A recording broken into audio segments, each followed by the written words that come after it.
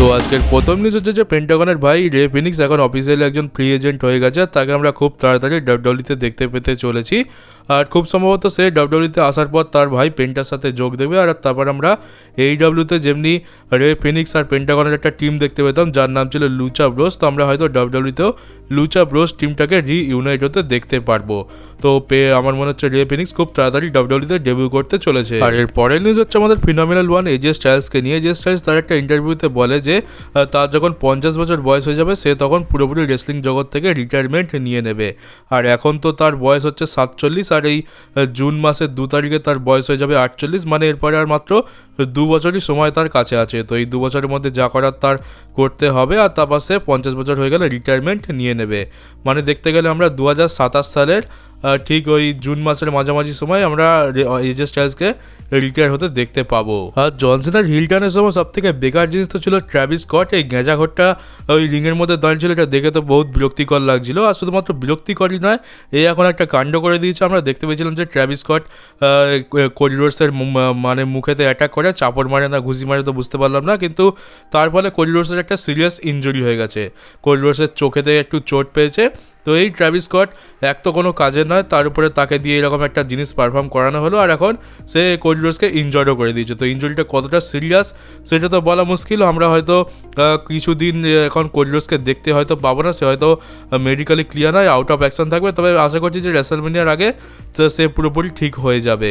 তো এই হচ্ছে আনপ্রফেশনাল লোককে হায়ার করার ফল, যার এখানে তো কোনো কাজই নেই, কিন্তু তাকে জোর জবরদস্তি ডাব্লিউডব্লিউ এখানে অ্যাড করলো, যেটা ফ্যান্সদের একদমই পছন্দ হলো না, আর উল্টে এই একটা কাণ্ডও করে বসলো। তো দেখা যাক কোডি রোডস কতদিনের মধ্যে আবার পুরোপুরি মেডিকেলি ক্লিয়ার হয়। আর মাইকেল কোল তার ইন্টারভিউতে এটা বলে যে জন সিনার যে হিল টার্নটা আমরা দেখতে পেলাম, এটা নিঃসন্দেহে ডাব্লিউডব্লিউর ইতিহাসের একটা বেস্ট হিল টার্ন, মানে এটা খুবই শকিং একটা জিনিস। তো আমি তো বলবো যে এটা বলতে পারো যে ডাব্লিউডব্লিউর ইতিহাসের সব থেকে বড় হিল টার্ন, কারণ এটাকে অনেকে দেখছি যে হাল্ক হগানের হিল টার্নের সাথেও তুলনা করছে। হাল্ক হগানের এককালে হিল টার্ন হয়েছিল আর সে NWOতে জয়েন করে নিয়েছিল, তারপর আমরা হলিউড হোগানকে দেখতে পেয়েছিলাম।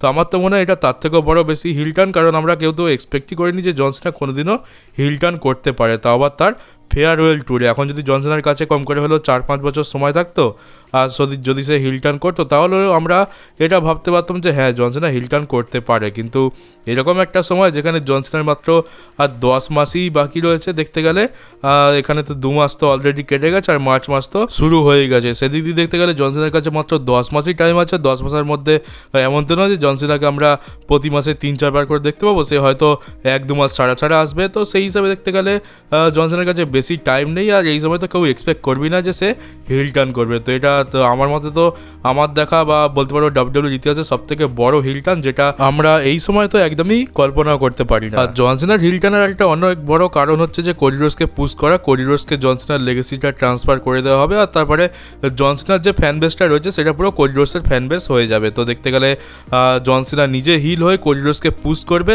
আর তাকে এই যুগের জন সিনা বানিয়ে দিয়ে যাবে। আর তাছাড়া দেখতে গেলে কোডি রোডস তো বাচ্চাদের মধ্যে খুবই ফেমাস, আর জন সিনা তো কত ফেমাস সেটা বলতে হবে না। তো সেই যে বাচ্চা ফ্যান বেসটা আছে সেটা কোডি রোডসের দিকে পুরোপুরি ট্রান্সফার হয়ে যাবে, আর যারা জন সিনাকে দেখে বড় হয়েছে তারা তো অবশ্যই কোডি রোডসকে সাপোর্ট করবেই করবে। তো কোডি রোডস ডেফিনেটলি বলতে পারো যে এই যুগের সব থেকে বড় ফেস হয়ে যাবে। আর জন সিনার হিল টার্নের পর থেকে অলরেডি আমরা কোডির জন্য অনেক তাগড়াই সাপোর্ট দেখতে পাচ্ছি, আর সোশ্যাল মিডিয়াতে বেশ কয়েকটা ভিডিও ভাইরাল হচ্ছে। দেখতে পেলাম যে সমস্ত বাচ্চা ফ্যান্সরা রয়েছে জন সিনার, যারা 4 থেকে 5 বছর বয়স, তারা টিভির সামনে বসেছিল, এলিমিনেশন চেম্বার দেখছিল, আর সেই সময় যখন জন সিনার হিল টার্ন হয় তারা সকলেই কাঁদছিল। এরকম অনেক ভিডিও আমি ইন্টারনেটে ভাইরাল হতে দেখতে পেলাম। তো সেই বাচ্চাগুলো তো এখন কোডি রোডসের ফ্যান হয়ে গেছে। তো দেখতে গেলে এখানে CM পাঙ্কও বলেছে, আর আমিও তো বলছিলাম যে এই যে জন সিনা এই যে কাজটা করলো, এর ফলে যে সমস্ত বাচ্চারা রয়েছে সেই সমস্ত হাজার হাজার কোটি কোটি বাচ্চা খুবই দুঃখ পাবে, তাদের পুরো মন ভেঙে যাবে, আর সেটাই আমরা দেখতে পেলাম। তো মানতে হবে যে ডাব্লিউডব্লিউ তাদের কাজে খুবই ভালো মতো সাকসেসফুল হয়েছে। আর ডাব্লিউডব্লিউ এই যে স্টোরি লাইনটা শুরু করেছে, এর মধ্যে দিয়ে ডেফিনেটলি একটা জিনিস তো কনফার্ম যে এর আউটকামে আমরা কোডি রোডসকে এই যুগের সব থেকে বড় ফেস সুপারস্টার হয়ে বেরোতে দেখতে পাবো, আর তার সাথে তার একটা হিউজ ফ্যান বেসও থাকবে। আর রয়্যাল এপিসোডে CM পাঙ্ক তো বেকি লিঞ্চকে উদ্দেশ্য করে বললো যে তুমি তোমার স্বামীকে, তোমার ম্যানকে তোমার কাছে নিয়ে যাও, নাহলে কিন্তু এ যদি ডাব্লিউডব্লিউতে বেশি দিন থাকে তো আমি একে হুইল চেয়ারে বসিয়ে দেবো। তো এরপর বেকি লিঞ্চেরও রিপ্লাই চলে এসছে, কিন্তু রিপ্লাইটা এখানে সে AJ লিকে কে করেছে বলতে পারো ইনডাইরেক্টলি। এখানে বেকি লিঞ্চ যেটা বলতে চাইছে যে এজে লি তার স্বামীকে ডাব্লিউডাব্লিউ থেকে নিয়ে যাওয়া উচিত, কারণ এটা সেথ রলিন্সও তো কিছু কম না। সেথ রলিন্সও চাইলে এখানে সিএম পাঙ্ককে হুইল চেয়ারে বসিয়ে দিতে পারে। তো তার মানে কি আমরা এই স্টোরি লাইনের মধ্যে দিয়ে বেকি লিঞ্চের কি রিটার্ন দেখতে পেতে পারি? তো দেখো চান্স তো সামান্য একটা রয়েছে, কারণ বেকি লিঞ্চের রিটার্ন তো করছে না, তার জন্য ডাব্লিউডাব্লিউর কাছে কোনো প্ল্যান আছে কিনা আমরা তাও যেটা জানি না। আর তাছাড়া আমরা তো অনেক দিন ধরে এটা শুনছি যে এজেলি রিটার্ন করতে পারে, কিন্তু এজেলি তো রিটার্ন করার নামই নিচ্ছে না। কিন্তু এই স্টোরি লাইনের মধ্যে দিয়ে কি সত্যিকারের আমরা এজেলি রিটার্ন দেখতে পাবো? দেখো চান্স তো একটা সামান্য রয়েছে। আর তাছাড়া এখানে তো একটা টিজও দেখতে পেয়ে গেলাম, তো হইতে পারে যে আমরা রেসলম্যানিয়াতে বেকি লিঞ্চ ভার্সেস এজেলির মধ্যে একটা ম্যাচ দেখতে পেয়ে গেলাম, আর তাদের এই স্টোরি লাইনের মধ্যে দিয়ে হয়তো রিটার্ন হয়ে যেতে পারে।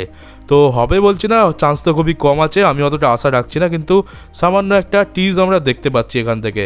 আর বেকি লিঞ্চের রিটার্নের কথা যদি জিজ্ঞেস করো তাহলে বলবো যে তার রিটার্ন কবে হবে বলা তো মুশকিল। আদৌ আমরা তাকে রোড টু রেসলম্যানিয়াতে দেখতে পাবো কিনা তারই ঠিক নেই।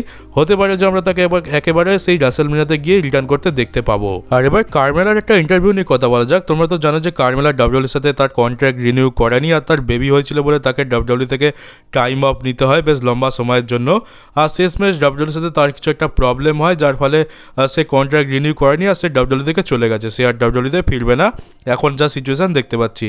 তো কারমেল এবার ফাইনালি মুখ খোলে, সে এবারে তার একটা ইন্টারভিউতে বলে যে তার এটা মনে হচ্ছে যে তার বেবি হওয়ার জন্য তাকে নাকি পানিশ করা হচ্ছে, তার সাথে খুব খারাপ ব্যবহার করা হয়েছে। আর তার দোষ এটাই যে সে তার বেবির জন্য টাইম অফ নিয়েছিল ডাব্লিউডাব্লিউ থেকে, সেই জন্যই তার সাথে এত দুর্ব্যবহার, যার ফলে সে ডাব্লিউডাব্লিউ থেকে চলেও যায়।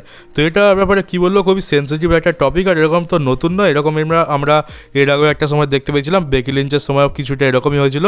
তো কী হয়েছে, যখন বেকি লিঞ্চ প্রেগনেন্ট হয়ে যায় তো তখন একটা মেজর স্টোরি লাইনে বেকি লিঞ্চ ছিল, আর ডাব্লিউডাব্লিউর একজন উচ্চ পদস্থ কর্মচারী এটা নিয়ে আপত্তি তুলেছিল যে এখন নাকি এরকম কিছু করা উচিত হয়নি। তো তখন সেথ রলিন্স আর বেকি লিঞ্চ প্রচণ্ড রেগে গিয়েছিল, সেটা নিয়ে একটা ছোটোখাটো কন্ট্রোভার্সি হয়েছিল বেশ কিছু বছর আগে। তো তোমরা এটা হয়তো শুনে থাকবে। তো এটা তো নতুন জিনিস নয়, এরকম আমরা এর আগেও দেখতে পেয়েছি। তো হতে পারে যে কারমেলা এখানে হয়তো ঠিকই বলছে, এরকম হয়তো কিছু হয়ে থাকবে, নাহলে এমনি এমনি তো সে আর ডাব্লিউডাব্লিউ ছেড়ে চলে যাবে না। তার তো এত সুন্দর ক্যারিয়ার ছিল, সে চাইলে রিটার্ন করে একটা ভালো জায়গায় যেতে পারতো যদি ডাব্লিউডাব্লিউ তাকে সেই লেভেলের বুক করতো। তো কী করা যাবে, এখন চলে গেছে, এখন আর বলে অত লাভ নেই। এরকম কন্ট্রোভার্সি সচরাচর হয়েই থাকে। আর তাছাড়া আমার মতামত যদি বলো তো আমি বলবো যে প্রত্যেকটা ডাব্লিউডাব্লিউ সুপারস্টারের একটা পার্সোনাল লাইফ থাকে, তাদেরও ফ্যামিলি রয়েছে, তাদের পার্সোনাল যে সমস্ত ডিসিশন আছে সেগুলো তাদেরই নেওয়া উচিত, আর তাদের যেটা ইচ্ছা তারা সেটাই করুক। আর ডাব্লিউডাব্লিউ যাতে ইন্টারফেয়ার করাটা খুব একটা তো ভালো জিনিস নয়। আর এবার র্যান্ডি অর্টন রিলেটেড একটা ফ্যাক্ট বলি। আর রিসেন্ট টাইমে আমরা দুবার র্যান্ডি অর্টনের রিটার্ন দেখতে পেয়েছি, আর দুবারই তার কী হয়েছে যে যখনই তার রিটার্ন হয়েছে তখনই শোতে ডাব্লিউডাব্লিউ কোনো একটা বড়সড় জিনিস ঘটিয়ে দেয়, যার ফলে তার রিটার্নটা চাপা পড়ে যায়। দেখতে পেলাম যে আমরা 2023 সালের সার্ভাইভার সিরিজ ওয়ার গেমসে তার রিটার্ন হলো, আর তারপর সেখানে সিএম পাঙ্কের রিটার্ন হলো তার ঠিক 10 মিনিট পরেই। তো এখানে তার রিটার্নটা বলতে পারো একটুখানি ক্রেজটা কমে যায়। আর তারপরে আমরা দেখতে পেলাম যে এই এলিমিনেশন চেম্বারে র্যান্ডি অর্টনের রিটার্ন হলো, যেটা একটা অনেক বড় রিটার্ন। এখানে তার রিটার্ন হওয়ার কিছুক্ষণ পরে এলিমিনেশন চেম্বার ম্যাচ হলো, আর তারপরে আমরা জন সিনার হিল টার্নটা দেখতে পেয়ে গেলাম, যার ফলে র্যান্ডি অর্টন যে রিটার্ন করেছে এটাই আমরা ভুলে গেছি। তো বলতে পারো যে এটা একটা ফ্যাক্ট, র্যান্ডি অর্টনের এই রিসেন্ট টাইমে দুবার রিটার্ন হয়েছে, আর দুবারই তার রিটার্নটা কেউ না কেউ চাপা দিয়ে দিয়েছে। আর এবারে আর একটা মেজর জিনিস নিয়ে কথা বলা যাক, সেটা হচ্ছে যে যখন থেকে জন সিনার আমরা হিল টার্ন দেখতে পেয়েছি তখন থেকে দেখতে পাচ্ছি যে ফ্যান্সরা পুরোনো জিনিসের সাথে জন সিনার হিল টার্নের এখানে একটা লিঙ্ক বসানোর চেষ্টা করছে। অনেকে তো এটা বলছে যে কোডি রোডসকে যখন আগের বছর রক অ্যাটাক করেছিল তখন আমরা ট্রাকের ওপরে জন সিনার মুখ দেখতে পেয়েছিলাম, জন সিনার ফটো দেখতে পেয়েছিলাম। তো ওখান থেকে আমাদের হিন্ট দিয়ে দিয়েছিল যে জন সিনার হিল টার্ন হবে নাকি জন সিনার হিল টার্নটা হবে, সেটা তখনই ঠিক করা হয়ে গেছিলো। তো এইটা তো একেবারে আমার বেসলেস লাগে। এরকম অনেক থিওরি ফ্যান্সরা বানায়, কিন্তু কিছু কিছু থিওরি একদম ঠিক আছে, কিন্তু কিছু কিছু থিওরি একদম বেকার হয়। যেমন আমার এই থিওরিটা লাগলো। তো দেখো 2024 সালের সেই সময় জন সিনা আর স্টোন কোল্ড স্টিভ অস্টিনের ফটো সেখানে দেখানো হয়েছিল, কারণ জন সিনা রেসলম্যানিয়াতে কোডি রোডসকে সাহায্য করতে আসবে, এটা ওখান থেকে টিজ করা হয়েছিল। আর তাছাড়া স্টোন কোল্ড স্টিভ অস্টিনই আসতো আন্ডারটেকারের জায়গায়, কিন্তু স্টোন কোল্ড স্টিভ অস্টিনের সাথে ডাব্লিউডাব্লিউর কোনো একটা ডিল ফাইনাল হয়নি। তো সেই একেবারে লাস্ট মোমেন্টে এখানে আন্ডারটেকার স্টোন কোল্ডকে রিপ্লেস করে দেয়। তো সেই জন্যই ওখানে জন সিনা স্টোন কোল্ডের ফটো দেওয়া হয়েছিল। তো এমনটা নয় যে জন সিনার হিল টার্ন 2024 সালেই ঠিক করা হয়ে গেছিলো। আর তাছাড়া জন সিনা যে এই 2025 সালেতে তার ফেয়ারওয়েল ট্যুর চলবে, সে এখানে রিটায়ার হয়ে যাবে, এটা কিন্তু তখন ঠিক হয়নি। 2025 সালটা জন সিনার শেষ বছর হতে চলেছে, এটা কিন্তু জন সিনা ডিসাইড করে ঠিক ওই মানি ইন দ্য ব্যাংকের সময়। তো রক তাহলে কী করে জানবে যে জন সিনা 2025 সালে রিটায়ার হবে? তো এই জন্যই আমি বলছি যে এটা একদম ভুল থিওরি। অনেকে ওই ব্যাড ব্লাডের 1, 2, 3টাকে কাউন্ট করছে, হ্যাঁ ওটার সাথে লিঙ্ক থাকতে পারে, কিন্তু এইটার সাথে লিঙ্ক থাকা একেবারে বেসলেস।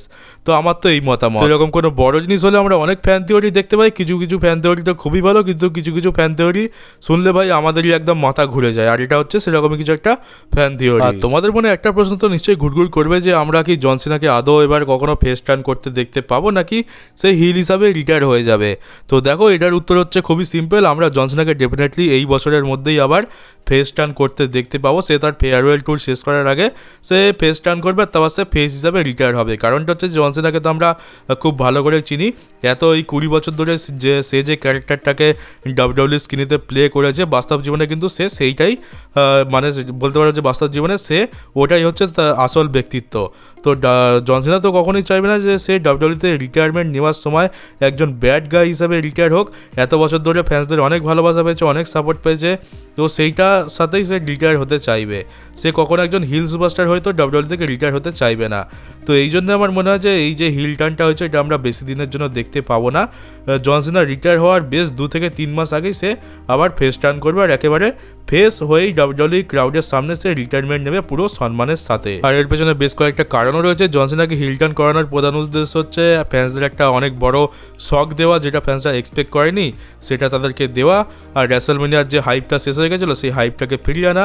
আর আরেকটা হচ্ছে যে জন সিনাকে 17 টাইম ওয়ার্ল্ড চ্যাম্পিয়ন বানানো, কারণ জন সিনার ফেস ক্যারেক্টারটা বলতে পারো খুবই দুর্বল হয়ে গেছিলো। এখানে সোলো সিকোবা, তারপরে অস্টিন থিওরি সবার কাছে হেরেছিল, আর একেবারে হচ্ছে যে ডাব্লিউডাব্লিউ কোডি রোডসকে ক্লিনভাবে হারাতে চায় না। তো সেই জন্যই ডাব্লিউডাব্লিউ জন সিনাকে এখানে হিল বানিয়ে দিয়েছে। এবার যদি জন সিনা রেসলম্যানিয়াতে কোডি রোডসকে হারিয়েও দেয়, এখানে অবভিয়াসলি যে সে চিটিং করেই কোডি রোডসকে হারাবে, তো এখানে কোডি রোডস তো ক্লিনভাবে হারছে না, তো সেই নিয়ে কোনো একটা প্রবলেমও নেই।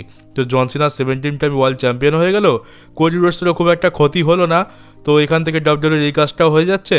আর শেষ ম্যাচ দেখতে গেলে এখানে কোডি রোডসেরই সবথেকে বেশি লাভ হবে, কারণ এই স্টোরি লাইনের শেষে গিয়ে আমরা দেখতে পাবো যে কোডি রোডস যদি রেসলম্যানিয়াতে হেরেও যায়, তো কিছুদিন পর সে আবার জন সিনাকে হারিয়ে তার চ্যাম্পিয়নশিপ ফেরত নিয়েই নেবে। আর কোডি রোডস এই যুগে সবথেকে বড় স্টার হয়ে যাবে, সবথেকে বড় ফেস হয়ে যাবে, আর জন সিনার পুরো ফ্যান বেস কোডি রোডসের ওপর ট্রান্সফার হয়ে যাবে।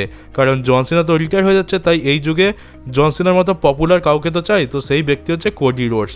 তো এই 3টে কারণ আমার মনে হয় যে জন সিনাকে হিল টার্ন আপাতত করানো হয়েছে, কিন্তু সে রিটায়ার হওয়ার আগে অবশ্যই সে ফেস টার্ন করবে। তো যারা এত দুঃখ পেয়েছে যে জন সিনা কেন হিল টার্ন করলো, তো তাদের অত দুঃখ পাওয়ার কোনো কারণ নেই। জন সিনাকে আমরা খুব তাড়াতাড়ি এবার ফেস হিসাবে দেখতে পাবো। সে 17 টাইম ওয়ার্ল্ড চ্যাম্পিয়ন হবে, আর সে সম্মানের সাথে তার ফেয়ারওয়েল ট্যুর শেষ করে একদম ফেস সুপারস্টার হয়ে রিটায়ারমেন্ট নেবে। তো অত চিন্তার কিছু নেই। তো চলো গাইজ, এই ভিডিওটা এই পর্যন্তই ছিল। কেমন লাগলো কমেন্ট বক্সে অবশ্যই জানিও। নতুন হয়ে থাকলে চ্যানেলটাকে সাবস্ক্রাইব করে নোটিফিকেশন বেলটি অন করে দাও, ভিডিওটাকে শেয়ার করতে একদমই ভুলো না। তো চলো বন্ধুরা, দেখা হচ্ছে তোমাদের সাথে আমার ডাব্লিউডাব্লিউর একটা নতুন নিউজ ভিডিওতে।